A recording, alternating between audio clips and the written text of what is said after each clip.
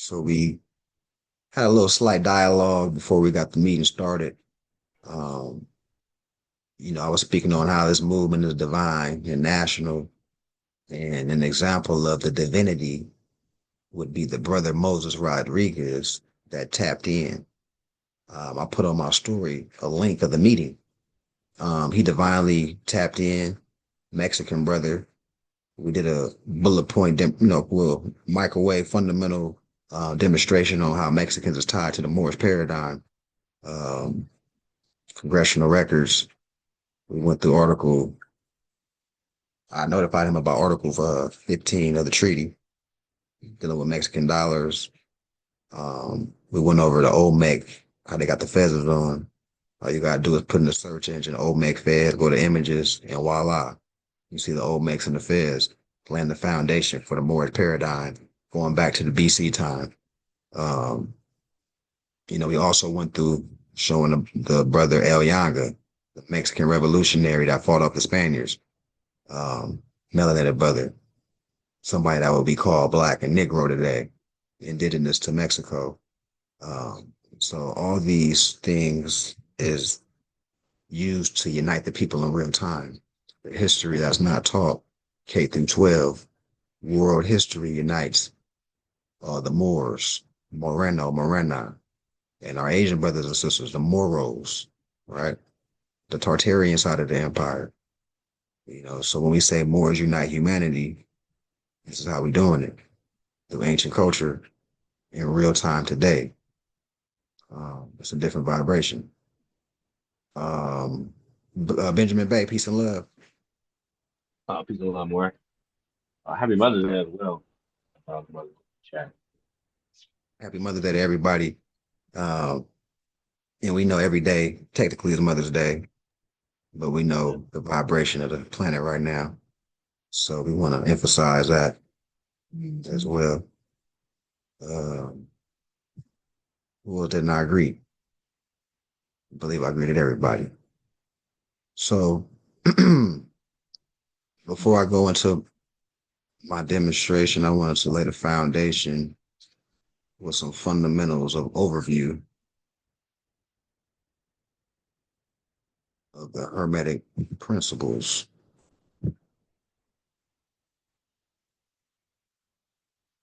So a quick review. 7 Hermetic principles. Principle of mentalism. All is mind. Universe is mental. The principle of correspondence, as above, so below. The principle of vibration, nothing rests. Everything moves. Everything vibrates. The principle of polarity, everything is duality. Everything has poles, negative, positive. Everything has its pairs of opposites. Rhythm, everything flows out and in. Everything has tides. Principle of cause and effect, everything has its effect. Everything has its cause. Principle of gender. Gender isn't everything. Everything has its masculine and feminine, even language, ancient languages, right? Like we say, Moreno, Morena, masculine and feminine, more, right? So everything that's ancient, old time religion, that's what, right? Overdue at least said this old time religion. Everything ancient is in harmony with the Hermetic principles. All right, so I just want to set the tone with that before I got started with the demonstration. For whatever reason, the computer's a little lagging. Um, we're gonna make it work.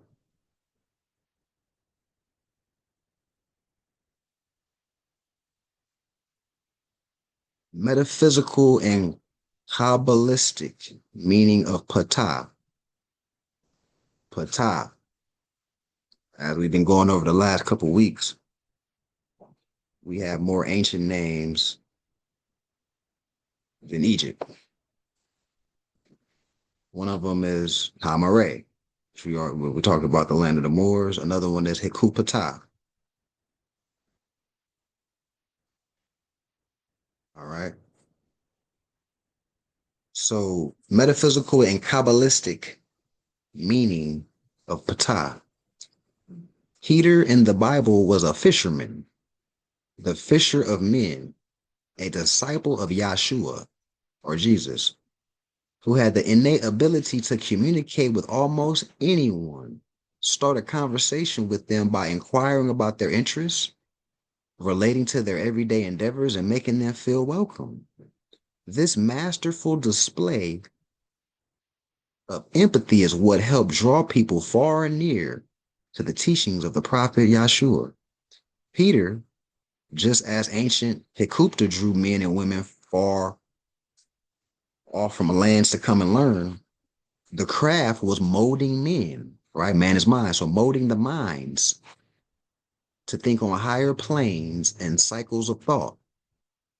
The mind is where all thoughts are thought, right? Thought is a personification of the mind, the thoughts, mentalism.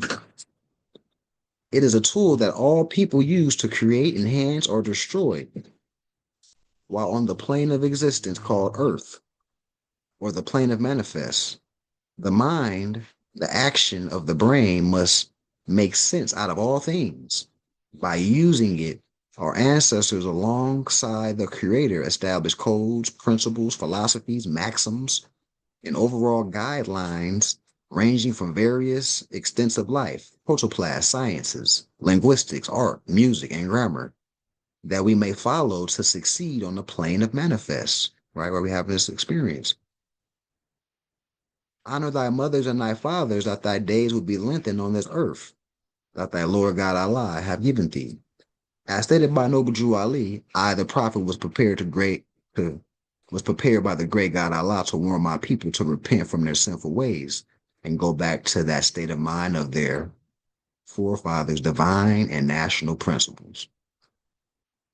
Knowing that the ancient Kemetic, Moorish, Hermetic philosophies and principles, the first being the universe is mental. Considering the universe is mental and all things are moved, made, created, and caused due to the actions of our mind, it is important that we know how to use our mind and manage our thoughts. This process can only occur through the existence of the mind, through the practice of thought. And this is where we get that quote from the holy book, Circle 7.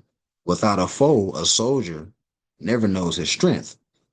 And thought must be developed by the exercise of strength. The exercise of strength can only be accomplished through the acquisition of knowledge. As an example, if you desire to build a house, you must first acquire the knowledge on how to build one. If you do not know when building the structure of a home, you must nail the wood together. Upon a light breeze, the entire foundation will collapse. All right. So man is mind. What are you putting in your mind? Right? What are you putting in your mind?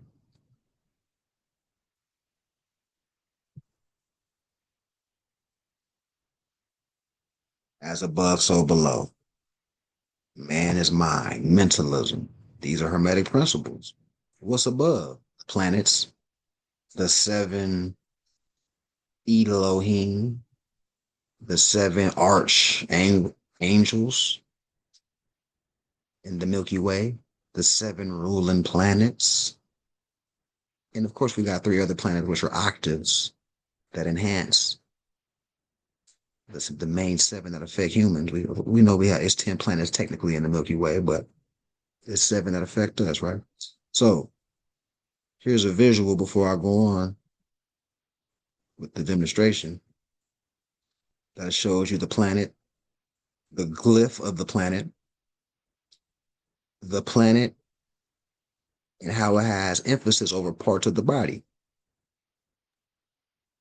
The chakra is associated to,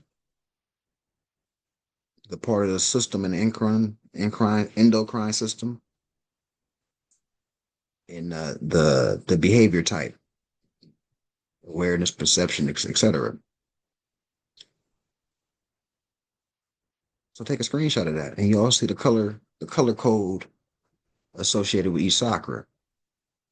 So this is an example of as above, the human experience below, and how the heavens are in tune with the anatomy. That's why you can have something called medical astrology, cell salts,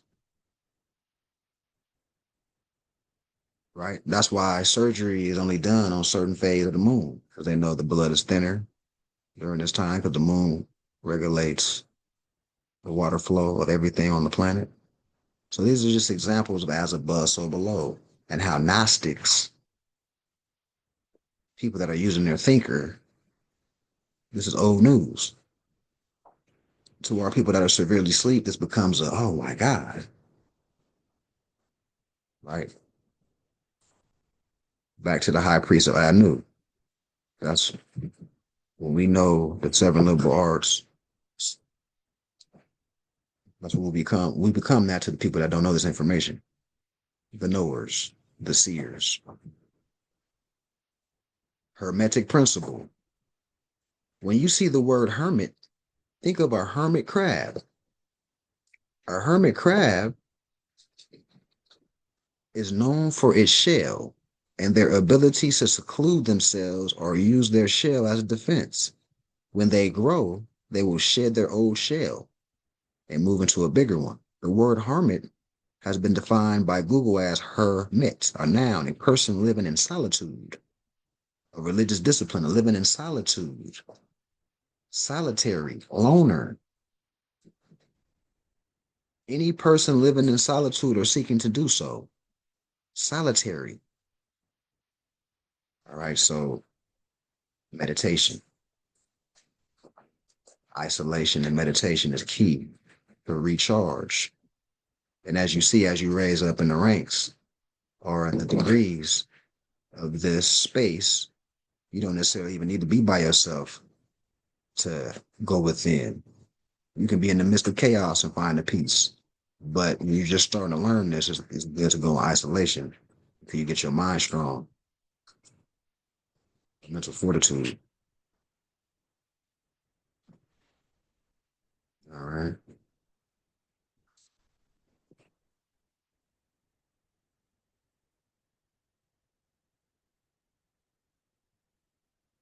This is a quote from Stolen Legacy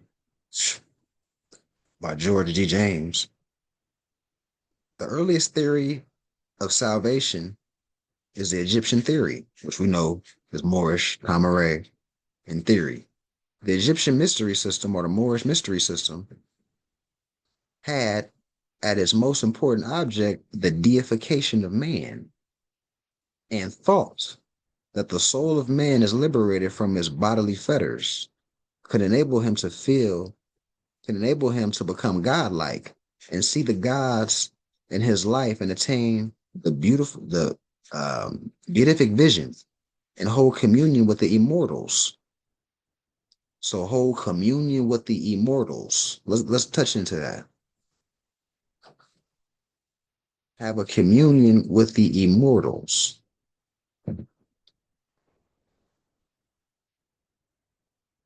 Let's go into the Metaphysical Bible Dictionary. Let's look up immortal. Metaphysical Bible Dictionary. Not subject to death.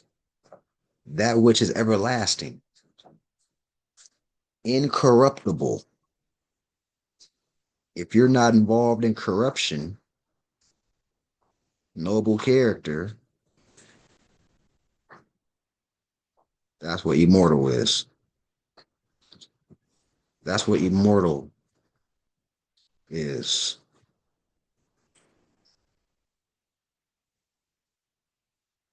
Right? So,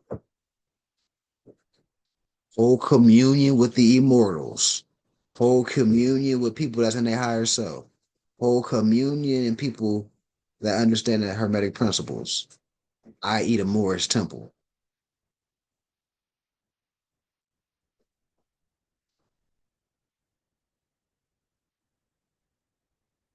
Consciousness defines this experience as the liberation of the mind from its finite consciousness. When it becomes one and is identified with the infinite,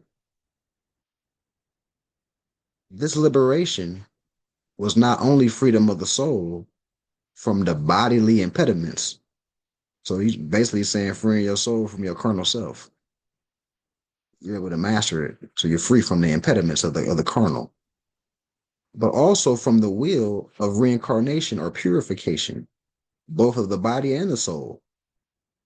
Since the mystery systems offer the salvation of the soul, it also placed great emphasis upon immortality. Great emphasis on immortality. The ancient quote unquote Egyptian mysteries system philosophy, the ancient Moorish science philosophy put great emphasis on immortality, on not being corrupt, being in your higher self, having morality. The Egyptian mystery system, like the modern university, was the center of organized culture, and candidates entered it as the leading source of ancient culture. The Egyptians or the Moors had three grades of students: the mortals, so the introductory level would be the mortal.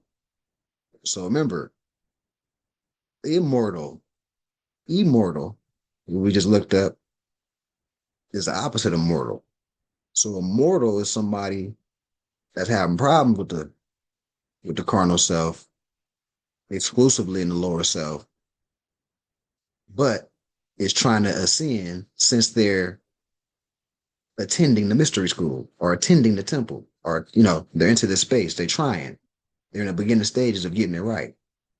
Right. So once again, we have three grades of students: mortals, i.e., probationary students, who are being instructed, but who had not yet experienced the inner vision.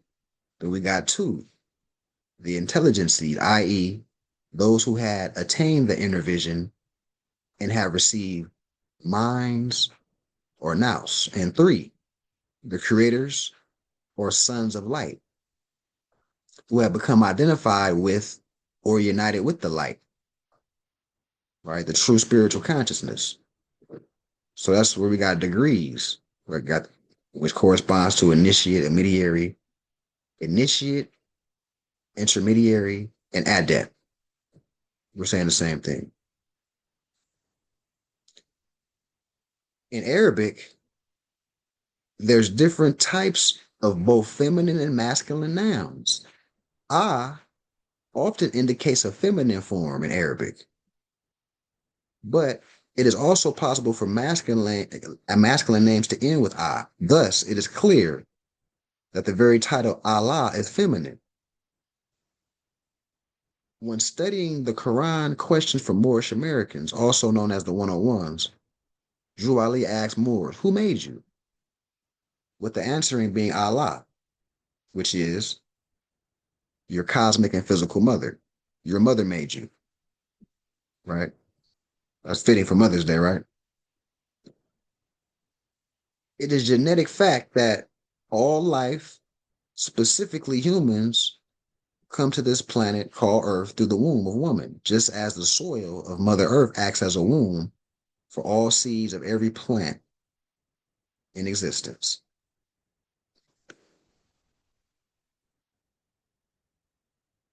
Right? The womb of woman is the gate by which the spirit enters the physical body. There in her womb, the perfect temple is built, and the spirit is wrapped in this garb called flesh.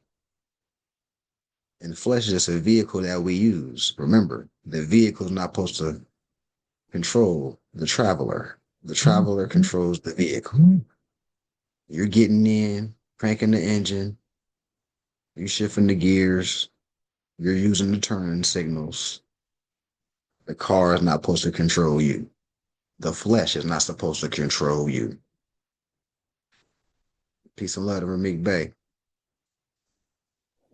Peace and love.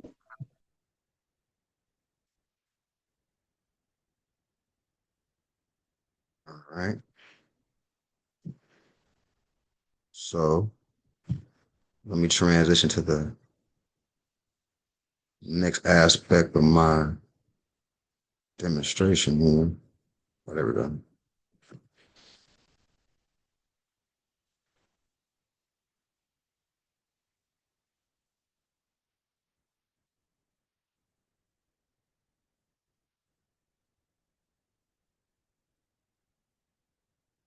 Judicial astrology. Whoever hasn't heard of judicial astrology, you can look it up. You see, it's a thing. I'm going to summarize what this thing is. Judicial astrology, not just astrology, judicial astrology, which is ancient. It's not new. And I like that background, Ramit. That background is crazy. Um, Yes, sir.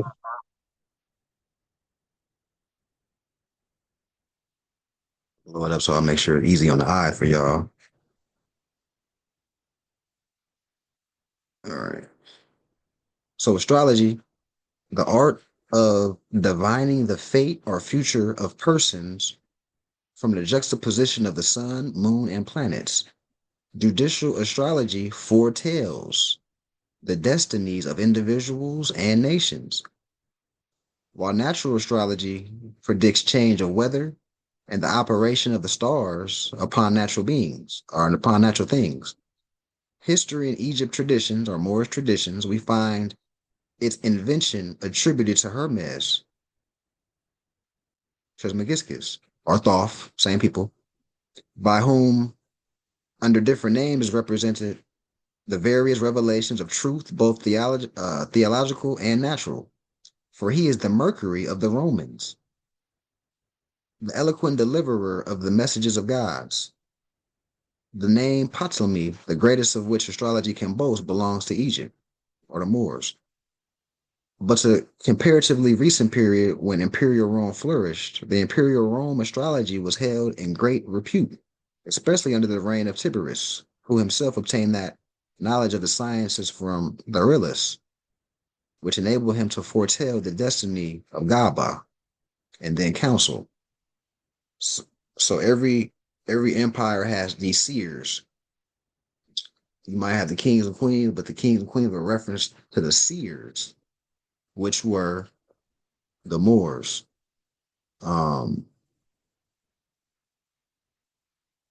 the brother just mentioned Abdullah. So, like I said, this is divine. I had just queued up before Brother Moses tapped in. So, as summarized by Abdullah L. Talib Mosley Bey, the master etymologist, in his book entitled Moors and Masonry, Masonry is the preservation of Moorish science, i.e., astrology, cosmology, meteorology, mathematics, astronomy, and philosophy, etc. And as stated earlier in this book, Moorish science, more anciently known as Egyptian mysteries, is presented to the modern world as Greek or Greco-Roman theology or mythology.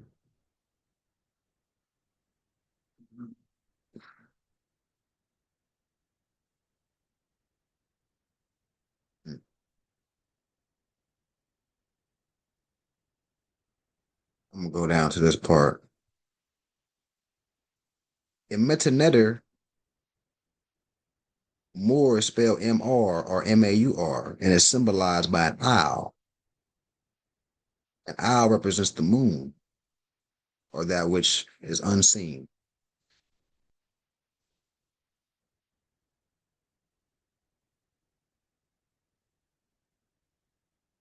But on my next slide here. When one studies any religion's book, such as Quran with a K, or Quran with the Q, or the Bible, and the stories of Moses, Yahshua, Muhammad, David, etc., all of them receive the word from God, Allah, Jehovah, or Yahweh, etc., alone. Being alone allows one to remove outside influences, i.e., opinions of others, and step away from the situation, making it easier to form an unbiased opinion of it. Just as one would not stare directly at a 6-foot painting from 2 feet away. With the height of the painting being 6 feet and your distance being two, you're unable to see the image of its entirety. thus making it difficult to form an opinion of it because your sight is limited. The same principles apply to a situation which one may be emotionally invested or affected in some way. Emotions can make it difficult to make a rational and logical decision. But once we remove self from the equation, we are able to make unbiased decisions, which are often, which often are the right choice. So meditation, isolation, especially if you are in the initiate uh, degree and you don't have really have a strong mental to that level, isolation is key. And once again, like we talked about the last couple of weeks, 40 days and 40 nights, that's that reference of going to the mountaintop. That's what that's about. The mountaintop or the heaven is within, on the inner degree, as within degree. Every time you meditate, you go into the mountaintop, 40 days or 40 nights, so to speak. And you're gonna come back more wise once you come back down from that mountaintop. You ain't gonna have gray hair and all that like they put in the Ten Commandments every on ABC. But that's a depiction to show that you are that much wiser because you know yourself that much more based on your reflection that you did. Um, if you are faced with a difficult decision, or simply looking for a decision in life, there is no problem in seeking advice from others. But the decision and path you take is entirely up to you and the choices you make. Although those around you may genuinely care, no one can see the situation you're in or face like you can. There is where knowing that you are connected with a divine source that people call God, the universe, etc. This connection can only occur in deep thought, stillness. It is very difficult to listen to your own thoughts while having others share theirs with you. Since the universe is mental, once we share with you, once they share with you, they have planted an idea in your head, making it difficult to figure out which thoughts are genuinely yours and which thoughts are the opinions or options of others that you've adopted as yours. Eventually, like a hermit or hermit crab, you will shed your shell, i.e., the time it takes to become still and listen to yourself. You will even be able to do it while in a loud environment or while others are sharing their options or thoughts with you. You become the master and are able to block out all unwanted noise, selective hearing. And of course, it's a build up to that, and that's why I was saying that earlier. Meditation is key, but you're gonna get to a point where you don't even need to be secluded. You can just be on the freeway. It's a state of mind you can get into.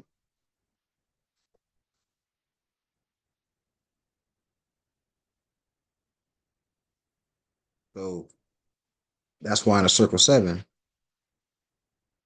Chapter 8, it states Allah's meeting place with man is in the heart, and in a still small voice he speaks, and he who hears is still.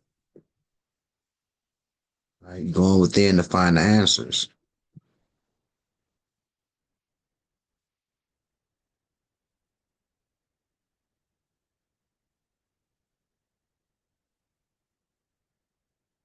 The Moors, also known as Maos, Maos, the cat people and master mariners. Before I continue on that, the cat people, um, these are observations by foreigners. When you reference the Olmec societies, they had these jaguar societies. Everybody had these jaguar furs on, hanging over them. They had the jaguar hats and things of that nature. Um, Even if you look at any type of hieroglyphics and you see the pharaohs, you see they got these like leopard fur coats on. All right, so we had jaguar societies within the Olmec civilization. Um, The Sphinx itself is a cat. It's a big cat. It's half cat. So cats in Moorish science symbolically it represented a high senses. You're in tune with the senses, agility. Um, just observe cats. You see, they do yoga. They be in the sun doing yoga. They be stretching. They doing yoga poses. When it's a full moon, the cat's energy is very heightened. So when you're studying nature, the cat is a great implementation of what we need to seek to be as far as our senses are concerned. How astute they are, how disciplined they are, how agile they are. You can't even spill no water on a cat. You throw some water, cave, dude. You throw a cat off the roof, they landing on their feet. You know what I mean? So I want to lay that background. Um, and also the mariner, of course, moors of the seafarers of the sea. In the etymology of the word mariner, you have the Moor. Remember, vowels are interchangeable, A-E-I-O-U. So that's still the Moor when you look at the mariner. So the Moors represent the family of man as well as its spiritual and cosmological legacy. The phrase family of man is a direct reference to the people of color and hue, and therefore the sun-kissed people of the earth. The term and designation of Moor has a multifaceted origin, with lots of mariners of the sea. Henceforth, the term maritime law. It's in the word itself. Moor, remember vowels are interchangeable, so M-A-R is the same thing as M-O-R. Maritime law. Master, mariner. As in remember, feminine, now we're talking about Maria. Maria, just like um, Moreno or Morena, Maria, more feminine. That's how you say more effeminate, more, right? Of the sea. The mariner of the sea is the master of the world. Hey, that's crazy. When I'm reading this, I'm thinking of what's that song? Maria, remind me of a West Side Story. Remember that? I'm looking at that different now. Maria is an ancient Moorish name, the feminine Moor, more feminine, just like Morena. The mariner of the sea is the master of the world, and it's not a surprise to find out that the word Moor is a cosmological variation of the word Mars, right? M-A-R-M-O-R. As in the planet Mars, so the term Mar of the sea carries a layered meaning referring to the cosmic sea of time and space and its relationship to the oceans of life on Earth, the polar caps of Mars and the frozen seas of Europa, to name a few. The cat people, let's revisit the cat people. In Spanish, cat is pronounced as gato, which is where we get the word gate from. As such, the cat energy represents the pharaoh's gateway to the other side, with the word pharaoh representing the house of light. This reference to a house or temple of light, spark flame, falls right in line with the Temple of Solomon. It's no accident that the alternate Moorish designation of Mao, an obvious variation of the word Moor itself, tends to carry a pronunciation very similar to that of the word meow, like meow. Right back to that cat, right? The sound a cat would make. On top of that, something of great value concerning certain cat-related geographical and cultural designations was brought to my attention by my mentor in 2006. I am mainly referring to three such designations. The Iroquois Confederation, right? These are five quote unquote tribes of America that formed a union to fight off the foreigners in America. Three quote unquote Indian tribes, that's how they promoted. That's how they promoted. But we know these is five nation states of Moors that clicked up. to fight off the colonization. All right, so the Iroquois Confederation, the pivotal country of Iraq, and one of the Great Lakes known as Lake Erie. So we're going to break down because Iroquois, Iraq, we're going to get into where Iraq gets its origin from. Iraq is in the word Iroquois. All right, so we're going to talk about the original, who was the original people from that area, who was the original Persians. Matter of fact, we did a demonstration last week. All right, when you seen the brothers and sisters with the crown chakra, or not 2 weeks ago, the crown chakra rings, right? Uh, all right, so the pivotal country of Iraq and Lake Erie. So some of you have already picked up on where I'm going with this. So now the Iroquois Confederation, representing the foundation of a republican form of government in the Western Hemisphere. The Iroquois Confederation served as the official provisional government for the fledgling 13 Slav colonies during the post-Revolutionary War period of transition after the late 1700s. They're the ones that fostered the original dark-skinned American presidents in this changeover period, long before George Washington ever stepped into the White House. So this is information we have to keep in mind too, before we get into how Iroquois and Iraq and all that stuff tied together. The Moors that were here that formed the Iroquois are it's really the Ananawita Confederation. Um, they taught these pilgrims how to set up government amongst themselves. They taught them government structure. And some of the first presidents before George Washington, such as Benjamin Banneker, um, John Hanson, etc., all melanated, dark skinned presidents. John Hanson actually, every time he did a national conference at the podium, they had the Great Seal. You know, so this is just history that we need to know so we can understand how things came about. That's why the Pilgrims called the document that called themselves the United States of America, they called it the Articles of Confederation because they were looking at how the Iroquois Confederation did their business.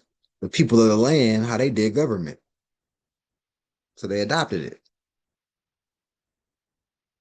And we had to have a couple of our ambassadors, the Moors, 8 presidents before George Washington had to sit in to make sure they knew how to run government.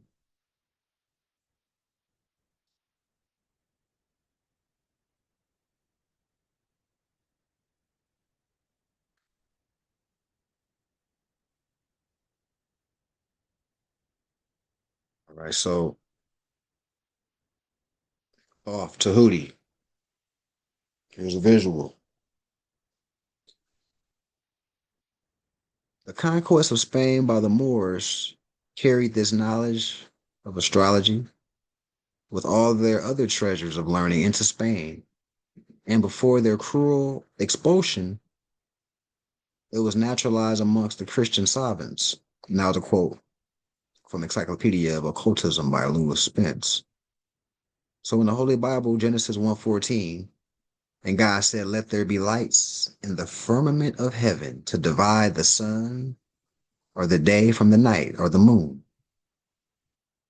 And let them be for signs and for seasons and for days and years." So the Helios Biblios, or the Holy Bible, is talking about the sun and the moon and how it's crucial, and how how the planets are crucial to the development of all things, and knowing thyself, and for measurement, for season purposes, angles of light. The Amun, as the original genuine high priest of Alchemet, the designation of Amun or Aman or Amun is a reference to those who held the secrets of the universe in safekeeping so that the enemy, the Shetu, couldn't use it to destroy the world. The word itself, Aman or Aman, is derived from Solomon, So we know soul, sun, and as we're going through this demonstration right now, moon, keeping things in safekeeping, right? Keeper, keepers of the light, carrying the meaning one step further as those who hid the secret code of the awakening spirit. The term Egypt itself actually symbolizes the complete lack of understanding the Greeks had concerning the mysteries. So this is where and I'm gonna tie this in to the. You can watch this movie called Apocalypto. They're talking about the Mayans, or even anybody that represents the Mayans, for example. And they're gonna you're gonna see people getting sacrificed, and you thinking that's what the Mayans was on. That's not what they was on. That's what the people that came after the Mayans saw the glyphs on the pyramid, and they seen all that. Oh, that must mean with this. No, they taking symbolic stuff and turning it literal. So that's another example of right here. It says the understanding of the Greeks concerning the mysteries of the Egyptians. Remember, when we say the Egyptian mystery system, we're talking about the Mayans. We're talking about the Olmecs. When we talk about ancient Egypt, we're talking about the Americas. We're talking. Let's just let's take all the smoke off. If we're talking about ancient Egypt, we're talking about observing the Olmecs and the Mayans, where the oldest pyramids in the world is at, right? So foreigners is observing this,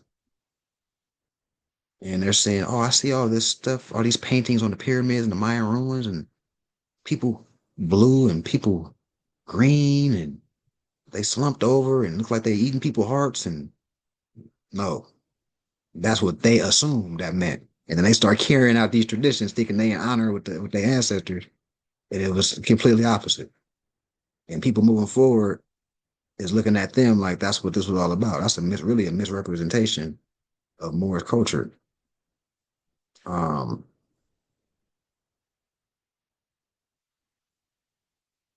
all right, so let me go to my next aspect.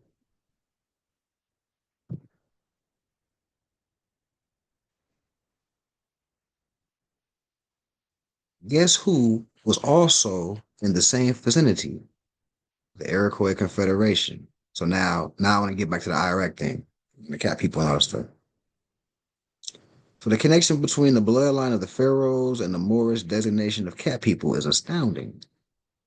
In terms of linguistics and etymology, everything is in the name. Arrow plus koi equals cat plus people or nation. All right, so now we're talking about just the linguistic of Iroquois itself. It means the cat people, but it's not people that think they cats. We have to use common sense here. It's like the whole thing we got to explain to people. No, we weren't sun worshippers. We weren't cat worshippers. That's not, let's not be silly here. All right, so Lake Erie, a variation of Arrow with Lake Erie, Lake of the Cat People, right? So Lake Erie was named by the Moors, right? The Lake of the Cat People. But of course, we know that's not literal. But the people that practice Hermetic principles, that meditated, that had agility, that used their senses to the point that their senses were keen, sharp. The faculties of the mind were sharp. So therefore, your senses are sharp, like a cat. It's symbolic. We're not worshiping cats.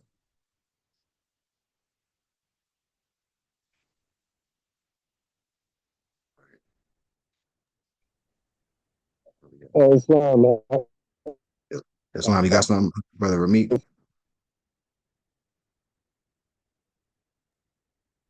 Yeah, I have a question about the cats.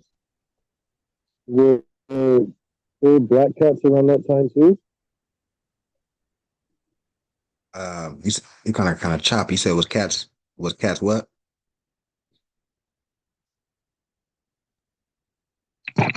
Were there like all black cats around that time? Yeah, the Black Cat Panthers. You know, which which were from South And America. they weren't bad luck, right? Say that again? The cats, they weren't. Cause you know how people label them as bad luck. They weren't bad luck, right? The black cats. No, no, they're not bad luck at all. Okay, Um, yeah, okay, yeah, yeah, okay. yeah, they represent agility, a heightened awareness, and a heightened consciousness. So that's why symbolically cats were used.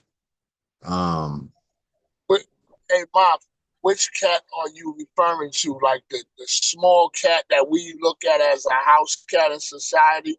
Or you talking about the more bigger cats like the panther and the bobcat or something like that?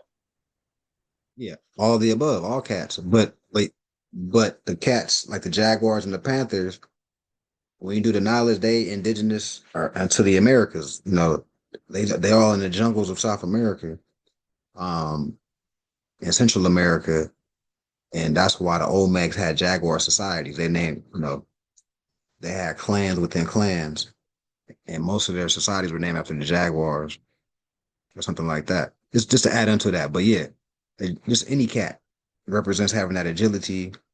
But the big cats, they also agile and strong. I seen one have a deer by the neck or an antler or something like that, something huge like that.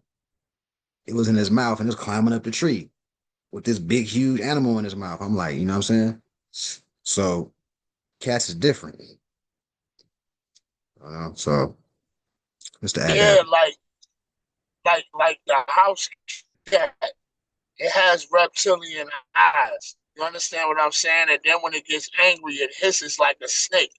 I would like for you to kind of touch base on as far as that concerned. Can we consider that the the line that we know is the house cat is like part reptilian or something like that because it's very eerie and peculiar. That snake and the cat do the same thing when they get ready to attack. Hmm, that's an interesting parallel. Um, I would say though, like when they eyes get like that, they 'cause remember they could zoom in. That's another thing. They got binoculars built in. They could zoom in thousands of feet as if the thing is right next to them, and then they swiftly can. They instincts. They very swift and they can strike real fast, just like a snake. Like how a cobra snakes like real quick. Matter of fact, the snake is faster than the cat is faster than the snake. It's actually cats that hunt certain snakes. Um, you know what I mean? But yeah, they different. They different. But I don't know. I never heard about you the first person that brought up the reptilian thing. But I would imagine that's where they're assuming that they part reptilian or whatever. Um, based on how their eyes start getting looking like that. But I know when They, they they zoom, Their eyes already like that. They got the slanted pupils. See, big cats got round pupils, but the feline we know is the house cat. It has slanted pupils like a snake or or an alligator or something. You understand? mm, And they both oh hiss the same way. And then on top of that, they both eat. You feed when you get a pet snake, you feed it mice, and the cat catch the mouse and like the mouse too. So that's blowing my mind. So I just wanted you to touch base on it. you know you the first person that ever brought that to my attention for the reptile thing. So that's a new space for me, honestly. But Uh, um, but yeah, as far as anciently, yeah, most of the time we're referencing big cats. Like I say, the jaguars, it would be like I say, the Olmec had Jaguar Society. So we're talking about big cats in this spectrum. I guess to answer your question too, we're talking about big cats. Let's let's see here. All right, so the Iroquois, when we saying Iraq, Iraq is in the name of Iroquois. We talking about the land of cats, essentially, right? Or societies that name land masses after cats.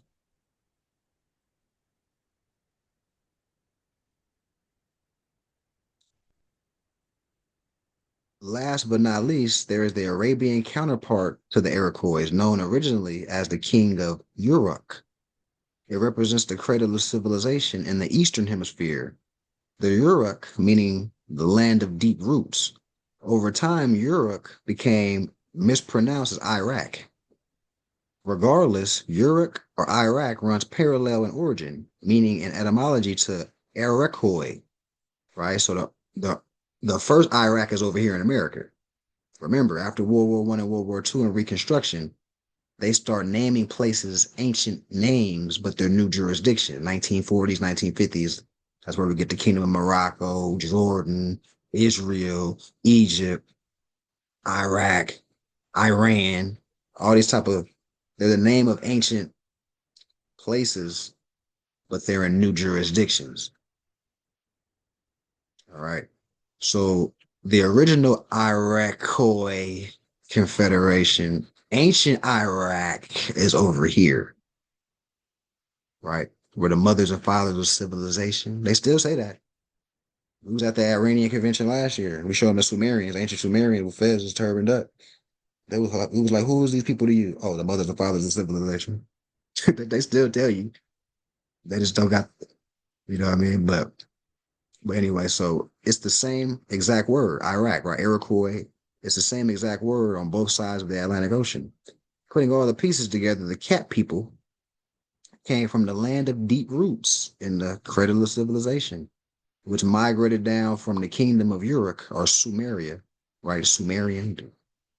We showed the Persians of today, the ancient Sumerians, into the land of Akhimar in the bloodline of the pharaohs. These are all proactive and direct references to the whole Moorish legacy coming out of the majestic and noble Eastern Hemisphere. As master mariners, they used the regal dominion in the maritime seas to carry the royal bloodline to the Temple of Solomon across the oceans of life and to the rich and powerful Western Hemisphere of the Americanos. All right, so that's the modern day Americas. So now we got the Western and Eastern Hemispheres that's being touched now. All right. And what I was just reading from, it's a book, highly recommend. Matter of fact, yeah, it's a book called The Moor, the Mason, and the Alien. Everybody grab that book. Fire. Um, That sounds good. yeah, yeah, it's a good one. That's where I've been reading from, the last 2 pages actually. The Maxim Empire, the Egyptian university system represented the spiritual capital that bonded the Asiatic nations together in this global movement. However, there was a second yet equally important identity for the Moorish legacy that was coming to the surface, known as the Amexem Empire. It represented the economic ebb and flow of the Asiatic nations, the brick and mortar of global maritime commerce for worldwide Moorish movement. As a global identity, it was decided that the capital of the Amexem Empire would be Morocco, or Al Maraka.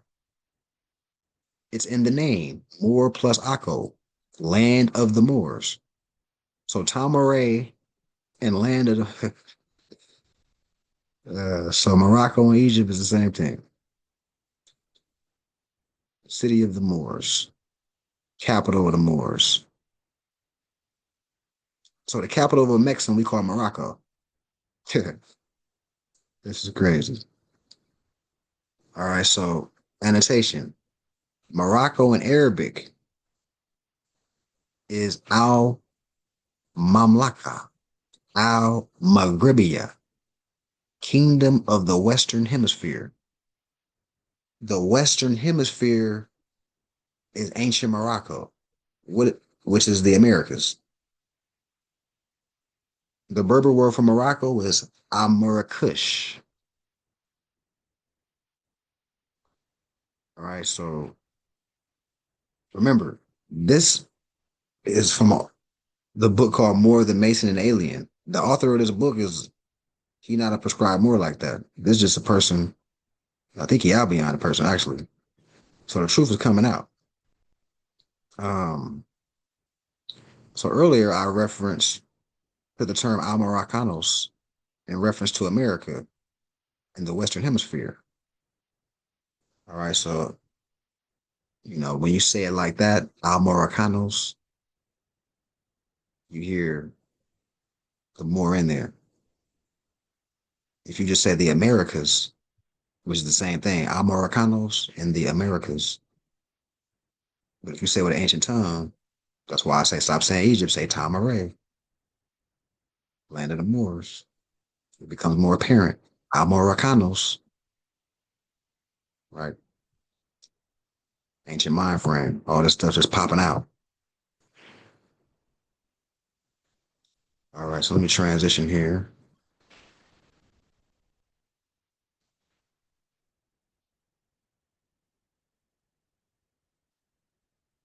We know who they give credit to, Americo Vespucci.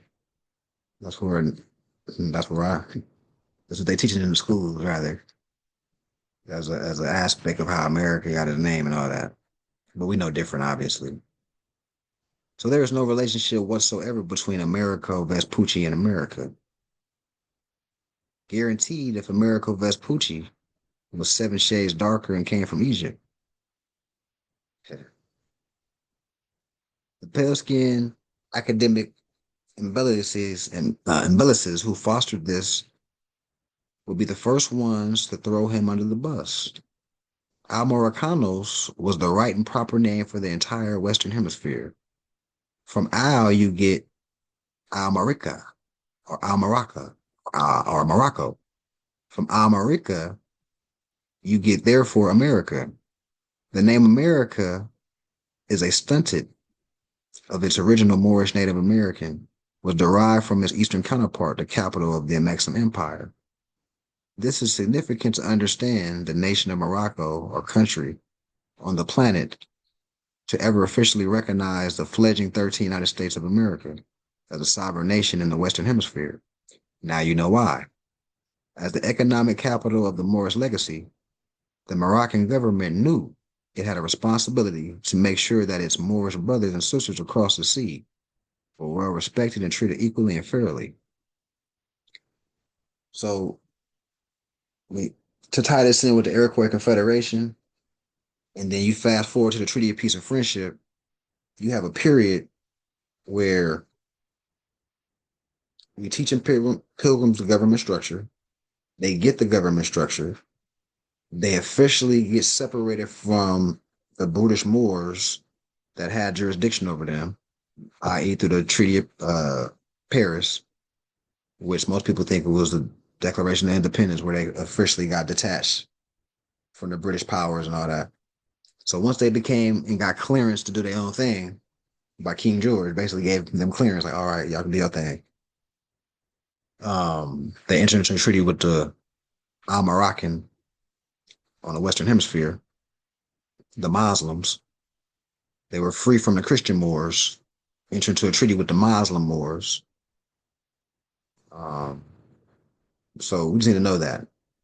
That's the bottom line. We need to know that timeline. This is why the Iroquois Confederation ambassadors of the Moorish legacy stepped up to the plate, serving as the transitional government, so as to educate the founding mothers and fathers on what a newly emerging republic was supposed to look like.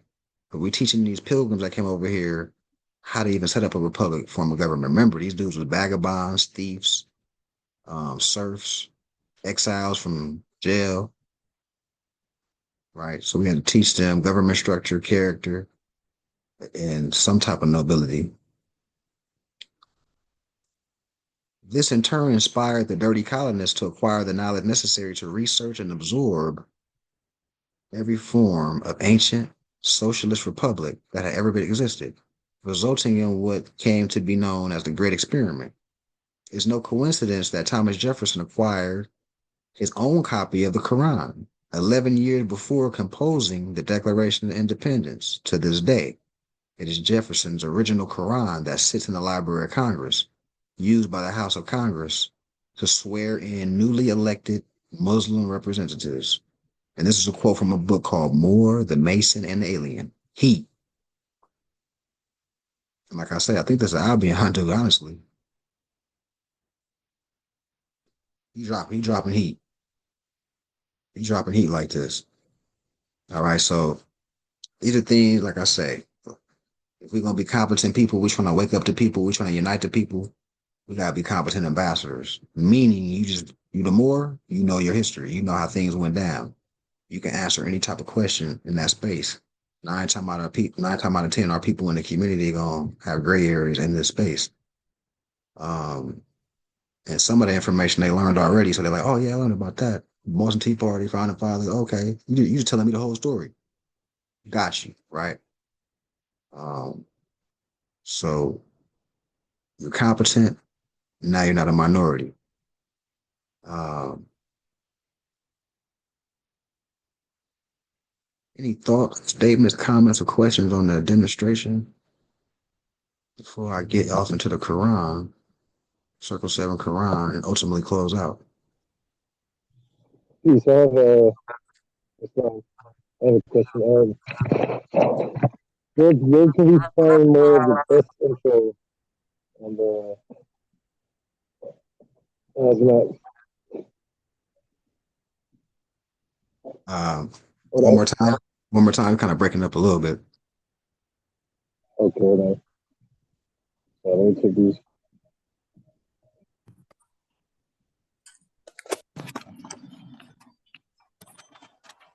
Because can you hear me?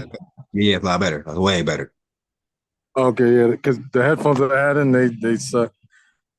What I was saying, is there a book on the information that you was explaining today? Is there like a better book besides the one you mentioned?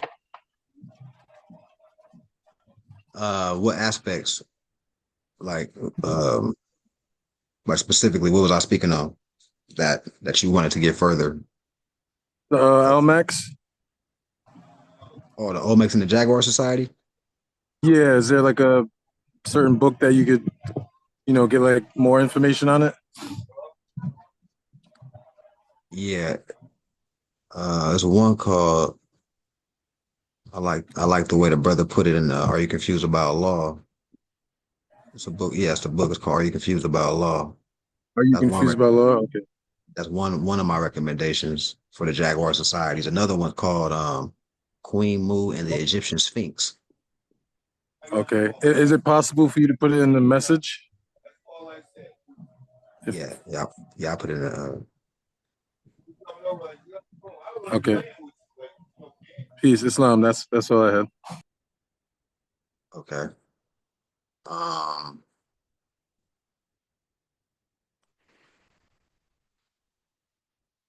I wanted to see if I could pull it up real quick without referencing as far as the Sphinx and the Jaguar Society of the Olmecs.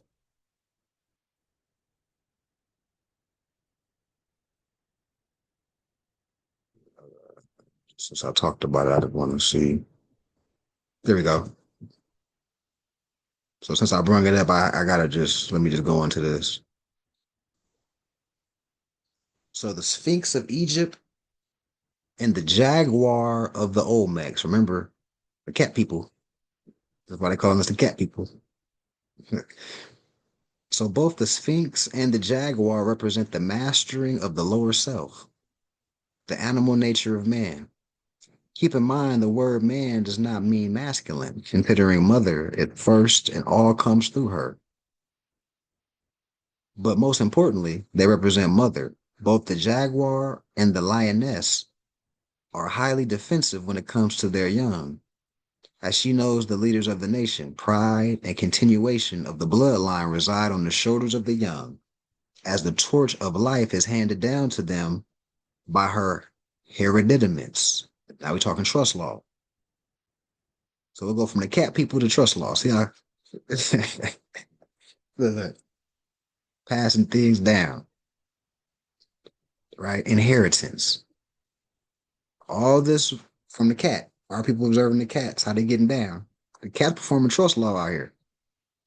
She is a natural defender and will do whatever is necessary. She is the divine feminine. In fact, the action energy in us all is associated with the feminine principle. Action is what preserves life, brings life forth, and keeps life going. Hence, Women is what keeps the household together. Women know how to run the government. A personal example is my mother. She holds the records of the entire family. Most of my cousins and oftentimes grand aunts go to my mother for family information. She has stored all in her memory during family gatherings. She organized everything, keeps communication up, ensures there's enough food for everyone. She keeps account on who is cooking, what's so there are no repeat dishes. She collects the money and a record of who donates and what amount. She is the backbone. And if all these small tasks were not done, the entire family gathering or trip would not happen. That is the natural power of women. She is what holds family together. It is a womb man herself. That is all. Mother is the real target. Suppress the woman and you suppress the nation. This is why the condition of the mother was mentioned in the Willie Lynch manual, etc. She is the real target. As men, true men, as stated by Noble Drew Ali, Moors are men upright, independent, and fearless who care for their loved ones. We are to protect our women. She is the nation. She is the creator. So me going into this space was activated by the brother Ramik. And I was originally just trying to expound on this whole cat people situation. I think her brother Hassan asked about this too. So we're talking about big cats. And you see the different attributes that come with the cat and how the Moors looked at the cat.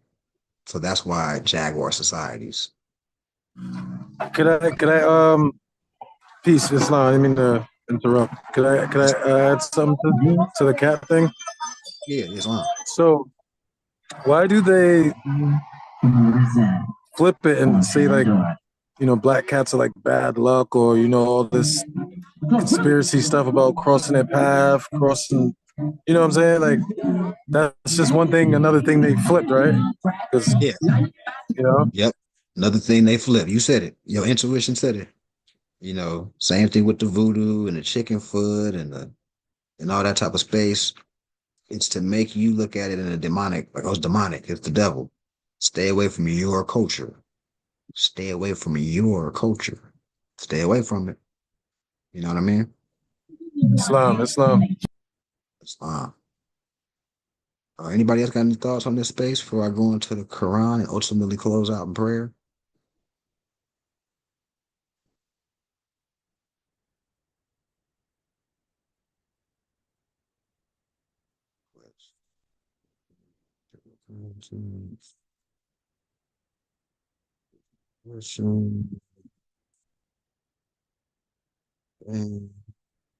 So this is chapter 40.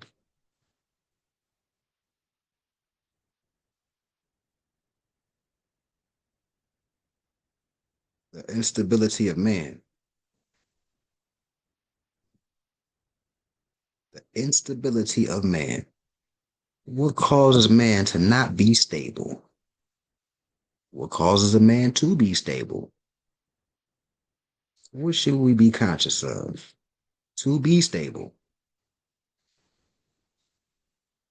Chapter 40, holy instructions from the prophet, the instability of man. Inconstancy, not being constant, not being consistent. Inconstancy is powerful in the heart of man. Intemperance swayeth, whither it will. Despair engross much of it, and fear proclaimeth, behold, I sit unrivaled therein, but vanity is beyond them all. Weep not, therefore, at the calamities of the human state, right? Because the flesh is the flesh. It's going to have some calamities. But don't weep, just laugh. So you knew you were supposed to do something, but you went the other direction because you got weak or whatever, your flesh. Do better and just laugh at that. Like, man, that's my flesh again. I'm going to get it right, though. Don't get all depressed, like, oh, man, I done messed up. I'm supposed to be out here perfect. Strive for the perfected man, yes. But don't get all depressed because you fell short either. In the hands of man, addicted to vanity, Life then is but the shadow of a dream. The hero, the most renowned of human character, what is he but the bubble of this weakness? The public is unstable, ungrateful. Why should the man of wisdom endanger himself for fools? Right? Once you start getting your degrees up, getting more wise, and you create another world, be careful being around these fools. Be careful. Use discernment. The man who neglecteth his present concerns to revolve how he will behave when greater feedeth him with wind, while his bread is even eaten by another. You can't if you can't handle what's on your plate right now, and you neglected your duties at this small level, whatever those may be. How can you wish for something greater? You can't even handle the responsibilities that are in front of you at the moment. So be present. Be present and perfect what you need to perfect, whatever that may be. Everybody knows what that is for their own stuff, right? Act as becometh thee in thy present station, and in more exalted ones thy face shall not be ashamed. What blindeth the eye, or what hideth the heart of a man from himself like vanity? Don't be vain. Don't be arrogant.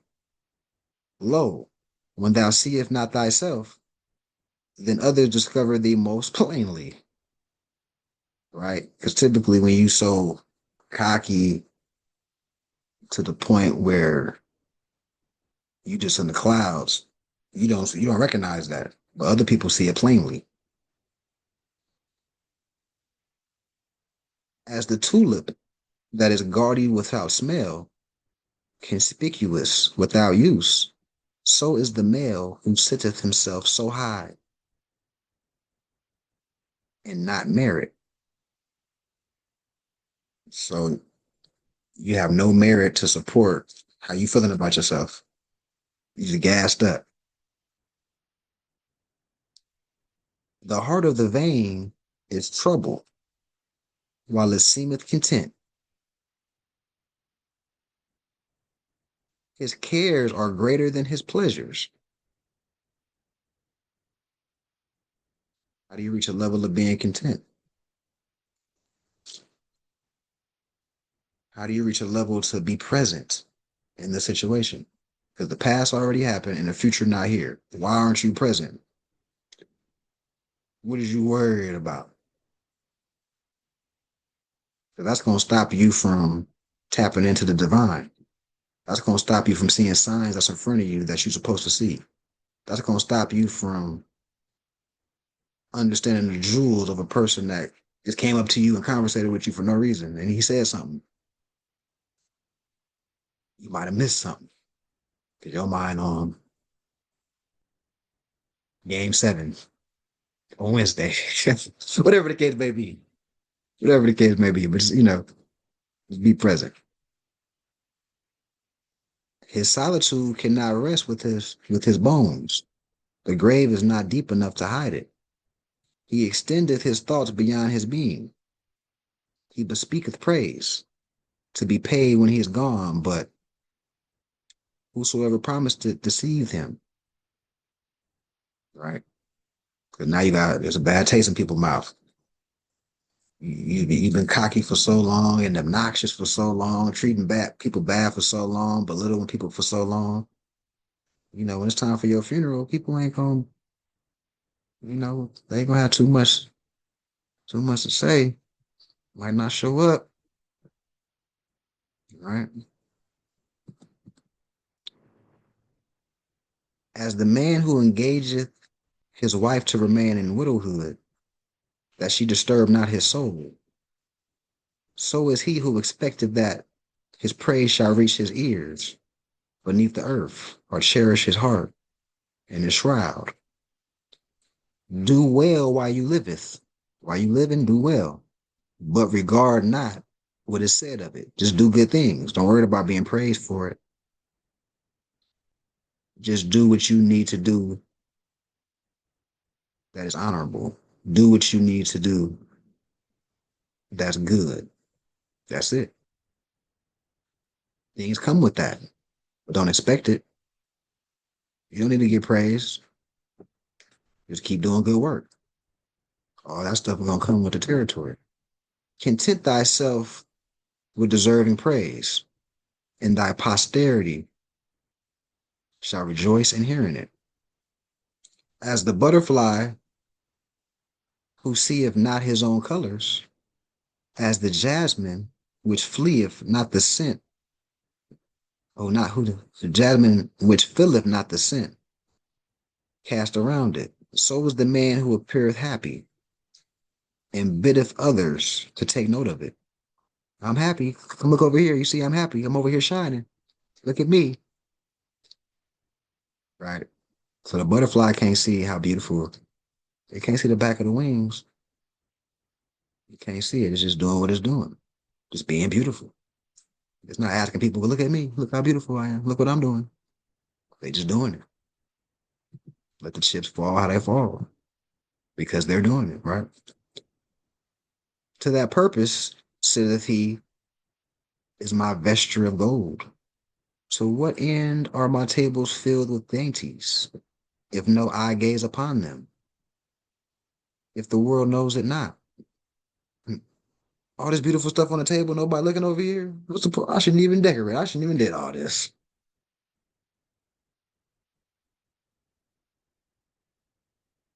Nope. Keep doing it. Eventually, people will take notice.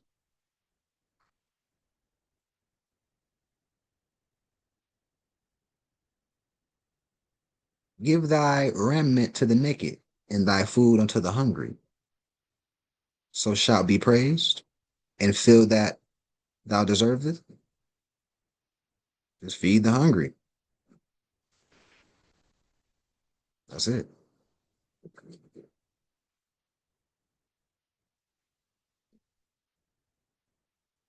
Why bestowest thou in every man the flattery of unmeaning words?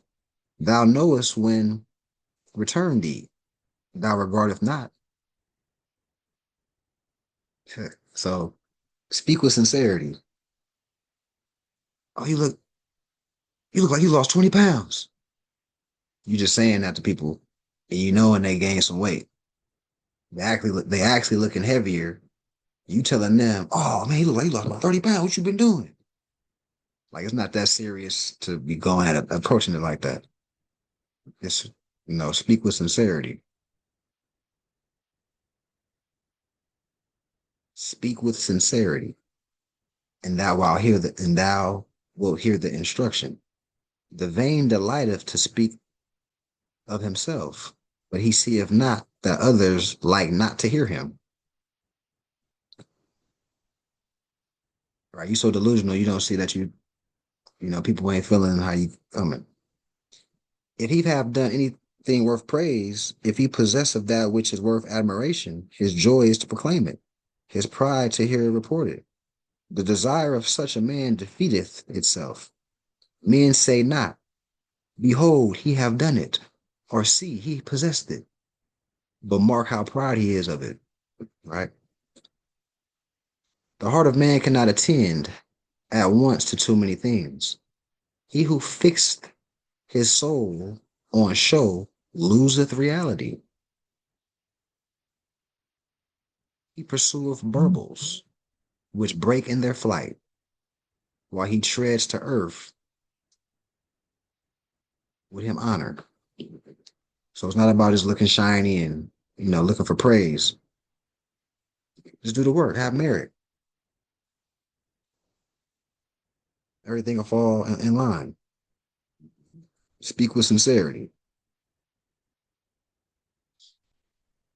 Understand the calamities of your human state. Understand that you're not perfect, but strive for it. Strive for perfection. But know and understand or comprehend that you're not perfect. But it still should be a trend in your works is the data. Your behavior over a span of time is the data. People can reference your activity, reference your lifestyle. What are you doing?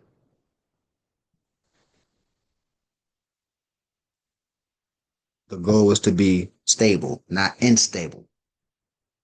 We want to correct our instabilities, our calamities. Any thoughts, statements, comments on any level? Kelly Exclusive, peace and love.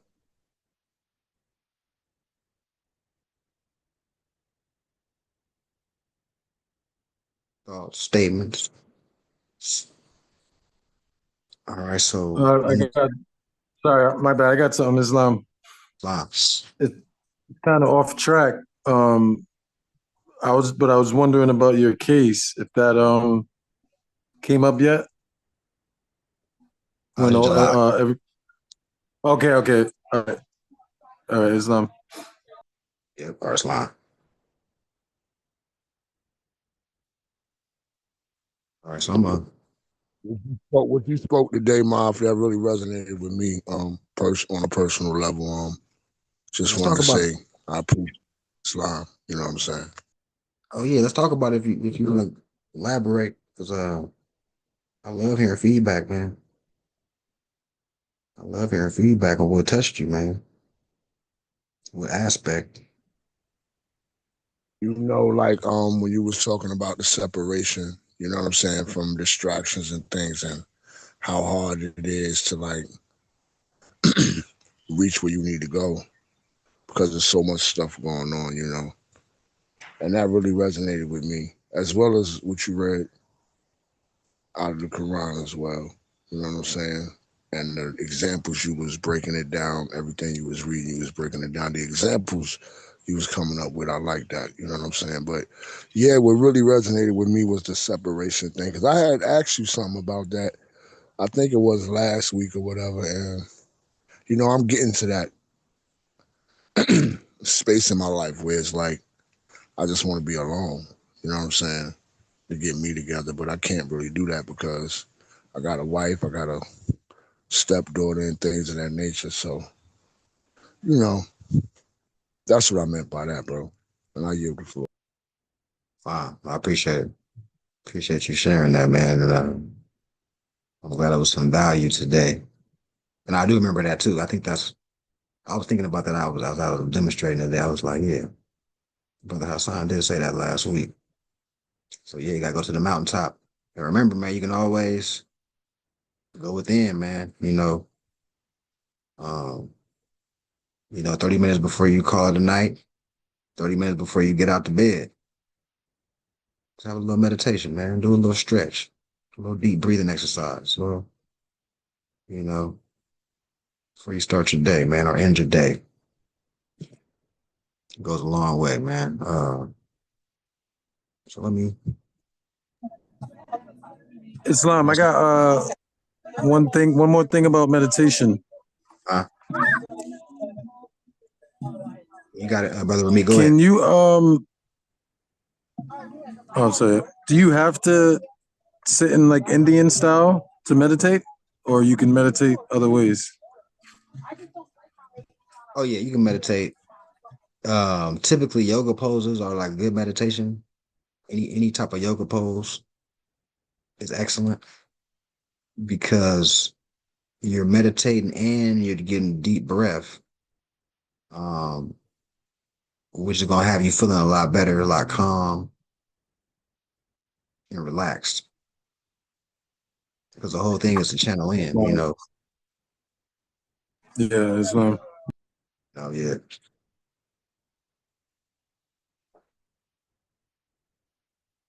All right, so I'm gonna close out in prayer, and then we can just have like miscellaneous convo, see where everybody at, how everybody doing. Allah, the Father of the universe, the Father of love, truth, peace, freedom, and justice. Allah is my protector, my guide, and my salvation. By night and by day, through his holy prophet, Noble Jew Ali. Amen. All right, so I'm gonna close this. Let me stop recording and see how everybody doing, man. Let's see.